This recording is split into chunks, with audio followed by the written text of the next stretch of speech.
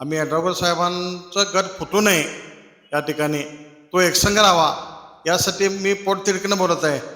यड्रावकरांचं या ठिकाणी प्राबल्य जरी असलं तरी उमेदवाराचा कुठला उमेदवार घ्यावा याच्याबद्दल विचार होणं गरजेचं होतं. यड्रावकर गट हा फुटण्याची शक्यता नाकारता येत नाही.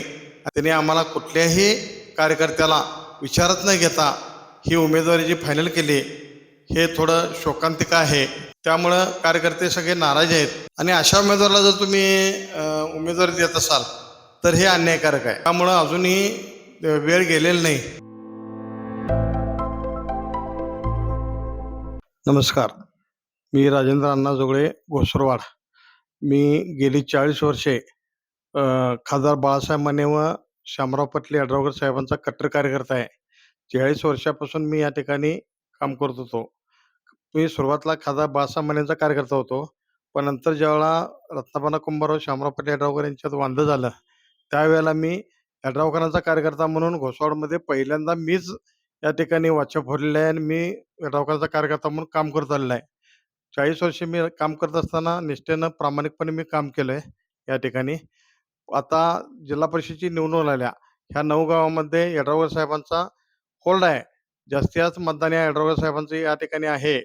पण परवा जिल्हा परिषदेची उमेदवारी फायनल करताना त्यांनी आम्हाला कुठल्याही कार्यकर्त्याला विचारत न घेता ही उमेदवारी जी फायनल केली हे थोडं शोकांतिक आहे. त्यामुळं आपला यड्रावकर गट हा फुटण्याची शक्यता नाकारता येत नाही आणि ह्याचा फायदा विरोधकांना होऊ शकतो. त्यामुळं अजूनही वेळ गेलेली नाही. तरी साहेबांनी विचार करून सगळ्या कार्यकर्त्यांना एकत्र बोलवून त्यामध्ये काय निर्णय वेगळा घेता येत असेल तर तो घ्यावा, अशी मी साहेबांना विनंती करतो आणि साहेब निर्णय घेतील याची मला खात्री आहे. कारण का यड्रावकरांचं या ठिकाणी प्राबल्य जरी असलं तरी उमेदवाराचा कुठला उमेदवार घ्यावा याच्याबद्दल विचार होणं गरजेचं होतं. कार्यकर्त्यांना बोलवणं गरजेचं होतं. पण तसं न करता त्यांनी परस्पर निर्णय जो जाहीर केला, तो काही आमच्या गटातील कार्यकर्त्यांना तो रुचलेला नाही, पटलेला नाही. त्यामुळं कार्यकर्ते सगळे नाराज आहेत मतदारसंघातले.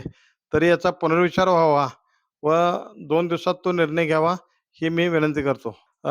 परवाच्या आमदारकीच्या निवडणुकीच्या वेळेला त्याचे कार्यकर्ते सगळे काँग्रेसकडे होते आणि फक्त तो एक 4 कार्यकर्ते घेऊन आमच्याकडे होते, हे उमेदवार. आणि अशा उमेदवाराला जर तुम्ही उमेदवारी देत असाल तर हे अन्यायकारक आहे. सक्षम पर्याय प्रमोददादा पाटील हा 2 वर्षापूर्वीपासून आमदार यड्रावकर साहेबांचं काम करतोय आणि सच्चा आणि प्रामाणिक आणि एकनिष्ठ कार्यकर्ता आहे. त्यामुळे त्याला उमेदवारी दिली असती तर एक नंबर झाला असता, वन वे झाला असता. विरोधकांचं इथं काय चाललं नसतं. पण आज आज मी त्याला काय सांगता येत नाही. आणि काही झालं तरी आम्ही यड्रावकर साहेबांचे सच्चे कार्यकर्तेच आहे.